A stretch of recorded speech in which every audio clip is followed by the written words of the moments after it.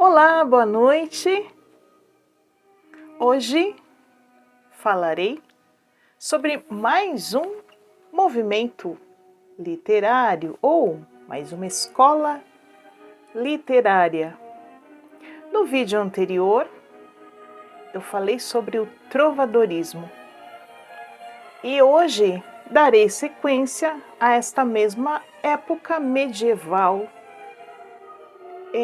que sofre pequenas mudanças mediante a Europa, a Itália e os demais países europeus. Portugal também começa a se despertar um pouco para uma mudança cultural, mas muito levemente. Falarei hoje sobre o humanismo. Humanismo. O que é humanismo? O nome já diz, vem de humano. Esta época, embora no período medieval, a produção literária ou a mentalidade das pessoas, dos influenciadores da época, começa a se voltar para o humano. Então, enquanto que no trovadorismo havia o teocentrismo, que quer dizer o quê? Teocentrismo, Deus como centro do universo. Deus como centro do universo. Então, a igreja, ela comandava, tinha um domínio muito importante na época com seus ensinamentos e havia então o teocentrismo. Em todas as escolas literárias nós veremos o teocentrismo e o antropocentrismo. Então o teocentrismo não foi totalmente abandonado no humanismo português, porém ele começa a perder um pouco de sua força e levemente vai sendo introduzido o antropocentrismo. O que é antropocentrismo? É a valorização do homem, a valorização humana. Então é o homem, o ser humano como centro do universo. Então, humanismo quer dizer valorização do humano, do homem, do ser humano. Então, nesta época, começa então a existir uma mudança muito leve, muito tênue em relação ao trovadorismo. Então, o humanismo, ele inicia-se lá pelos idos de 1418 ou 1434. Então, ele passa por uma transição e no decorrer do tempo vocês vão perceber. Ele fica entre o trovadorismo e meio que pende mais ao humanismo, isto em Portugal. Enquanto que na Itália e nos demais países europeus já estava forte, muito forte este movimento humanista, que em relação aos ideais, a visão política e social da época. Então, esse lado humanista estava muito forte em redor de Portugal. Portugal ele se recua um pouco, ele demora um pouco para para aceitar, porque tinha as reações adversas a este movimento humanista. Então, somente com o passar do tempo é que as coisas vão evoluindo, mas isso foi muito pouco. Então, foi do século XV ao século XVI, este movimento chamado humanismo. Então, nós temos nomes, poucos nomes importantes nesta escola literária, em relação aos demais movimentos literários que veremos. Nós temos então o Fernão Lopes, que é o que introduziu o movimento literário humanista. Fernão Lopes, ele trabalhava no palácio, então tudo acontecia no palácio. Então o palácio, o reinado, era o pano de fundo das produções literárias. Então Fernão Lopes, ele era o guarda-mor, o guarda principal, e depois ele passou a ser o cronista oficial do palácio. Então, a princípio, ele era o guarda-mor da Torre do Tombo, que era onde existia uma espécie de cartório, o cartório oficial do palácio, onde ficavam seus registros, toda a sucessão do reinado, toda a árvore genealógica do reinado. Então, Fernão Lopes, ele cuidava desta parte. E até que ele foi nomeado o cronista-mor, o cronista do Reino de Portugal. Então, ele se destaca muito pelas suas crônicas. Crônicas eram os feitos do reino, do reinado, e também ele dá margem à parte fictícia e imaginária, e também escreve crônicas lindíssimas, importantíssimas. Ele escreve a crônica de El Rei Dom Pedro I, crônica de El Rei Dom Fernando e crônica de El Rei Dom João I. Então, estas três crônicas, estas três obras se destacaram com Fernão Lopes. Ok? Nesta época, vocês lembram que no trovadorismo o português ainda não existia, o nosso português não existia, era o galego-português. E nesta época do humanismo, o português já começa a se assemelhar um pouco ao português, mas antigo, mas ele começa a se assemelhar ao português. Então, vocês, quando pesquisarem o trovadorismo, o humanismo, vocês vão perceber este leve acento de palavras que parecem estarem na língua espanhola. E não, a nossa língua era assim. Na verdade, era uma mistura, uma mescla entre espanhol e português.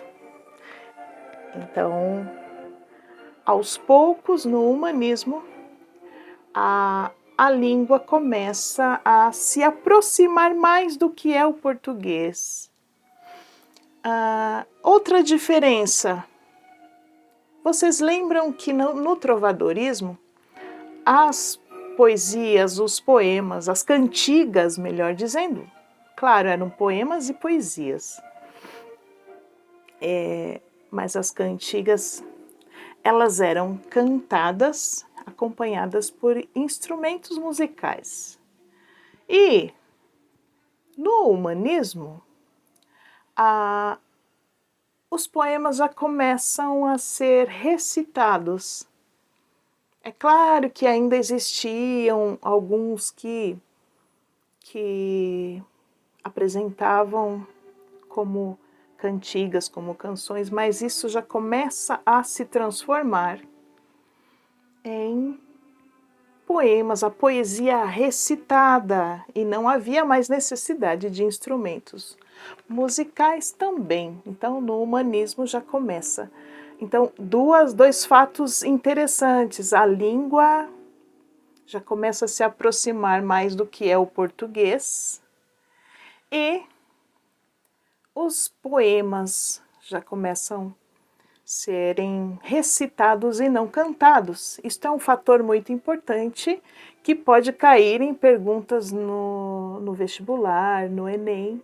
É uma característica muito forte do humanismo, desta fase literária chamada humanismo. Deixa eu ver aqui. Também outra pessoa, outro nome se destaca muito no humanismo, que é Gil Vicente. Então, dois nomes que muito se destacam no humanismo. Fernão Lopes, através de suas crônicas, e Gil Vicente. Gil Vicente, por outro lado, ele se especializa em escrever peças teatrais. Então, Gil Vicente, ele escreve os autos. Os autos, eles focam em temas humanos e divinos ao mesmo tempo. Auto. E as farsas. Então, Gil Vicente escreveu autos e farsas. O que é farsas? As farsas, elas focavam em costumes sociais da época. Então, era uma crítica à sociedade da época. Era uma forma de criticar o reino, os nobres da época. Então, e falando em auto, quem aqui não assistiu o Auto da Compadecida? Auto da Compadecida. Então, tentem imaginar o que é um auto, se baseando no Auto da Compadecida, que conta uma história também, relata, o seu enredo é com o divino e o humano. Há a parte humana, há quem morre e vai para o céu, há outro que morre e não vai para o céu. E toda essa história, todo esse enredo, sempre contado com rimas em forma de trovas, rimas, e com humor também, sempre trazendo o lado humorístico também. Então, é uma história contada, uma peça teatral, na verdade, que traz a crítica da época, a crítica social e religiosa, em versos, em rimas, e com um clima humorístico. Então lembrem, quando você ouvir falar em Alto, lembrem-se do Alto da Compadecida, que é brasileiro e foi escrito por Ariano Suassuna, maravilhoso e muito conhecido, passou já na televisão muitas vezes. Então, Alto é isso, é a crítica, aquele relato, é uma peça teatral, relatando, criticando a forma humana em relação ao divino, não uma crítica ao divino, mas como os homens se relacionam com suas mentiras, ganâncias, e às vezes se escondem por trás de uma religião, e isso sempre existiu. Então, os altos eram assim, mostrados com essa realidade, figurando a realidade social e religiosa da época. Então, o alto muito conhecido é o Alto da Barca do Inferno, escrito por Gil Vicente. Então, nesse alto existe o diabo, existe os cavaleiros, existe o anjo, existe o frade. Então, cada personagem representa uma determinada classe da época. E nisto ele relata os feitos no tempo em que viveram.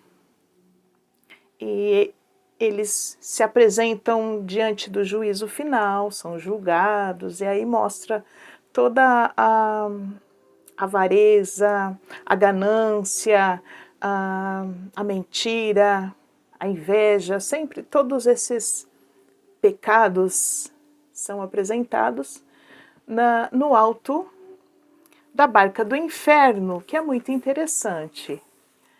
Este é o principal alto de Gil Vicente. E Gil Vicente também, ele escreveu mais um muito conhecido, que é a farsa de Inês Pereira. A farsa de Inês Pereira relata, olha, a farsa já não diz respeito à religião, não. Ela somente fica focada aos costumes da atualidade naquela época. Então, mostra a moça, que ela era uma criada, na verdade, e ela queria sair daquela vida da criadagem, de trabalhos, cansaço físico, e ela queria sair dessa vida, e ela procurava um casamento que pudesse tirá-la desta vida. E tem toda uma história, e ela consegue casar-se, e o primeiro casamento não foi o que ela esperava, depois vem o segundo casamento, existe a infidelidade, então retrata toda a vida na atualidade, na época medieval. Afinal, o ser humano sempre teve os mesmos problemas em todas as épocas. Então, a farsa de Inês Pereira é a farsa mais importante de Gil Vicente. Então, Gil Vicente, ele escreveu o Alto da Visitação, 1502. Ele escreveu O Velho da Horta, 1512. O Alto da Barca do Inferno, 1516. E a farsa de Inês Pereira, 1523. Ficando assim, Estes dois nomes mais importantes desta escola literária chamada humanismo. Lembrando que, enquanto está acontecendo o humanismo em Portugal, já meio com um leve refúgio, recusando um pouco aceitar este movimento literário novo, saindo do trovadorismo, na Itália já está, Itália e outros países ali, França e Alemanha, outros países da Europa, já está muito forte o pensamento humanista. Aí nasce o Renascimento.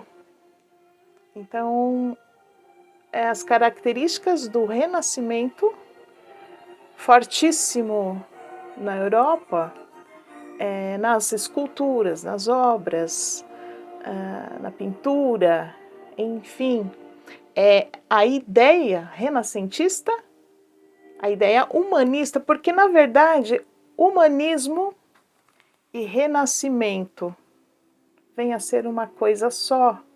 O Renascimento faz uso do pensamento humanista e tem tudo a ver. Só que Portugal ele vai acompanhando, mas muito lentamente, esta fase, essa tendência. Então, eu espero que vocês tenham conseguido entender um pouquinho sobre o humanismo, este movimento literário, e já iniciaremos no próximo vídeo com o classicismo. E por que eu estou trazendo? Mas só está trazendo de Portugal? Calma. Porque estamos na introdução da literatura. E o Brasil ainda não foi descoberto. E então precisamos iniciar entendendo como foi lá na época medieval até chegarmos no Brasil. E já estamos bem próximos, viu, da nossa chegada no Brasil. E aí ficarei, claro, trarei os principais pontos e autores de Portugal, mas o nosso foco será no Brasil, é claro. E eu sou a Denise Ávila Rosa, professora de língua portuguesa e literatura. E se você gostou deste vídeo, deixe seu like, inscreva-se, ative o sininho para todas as notificações e fique sempre por aqui, porque estarei trazendo sempre vídeos sobre a literatura portuguesa e brasileira. E por hoje é só. E eu te espero aqui no próximo vídeo, que será sobre o classicismo. E lembrando que eu deixo sempre as sugestões de vídeos e playlists na tela final e nos cards também. Compartilhe esse vídeo se você tem algum parente, algum amigo, ou você mesmo, mas compartilhe com as pessoas que você conhece, para que consigam compreender de uma maneira simples o que é a literatura e cada movimento literário, como foi, os seus pensamentos, as suas características principais, ok? E por hoje é só. Até o nosso próximo vídeo, se Deus quiser. Tchau, tchau!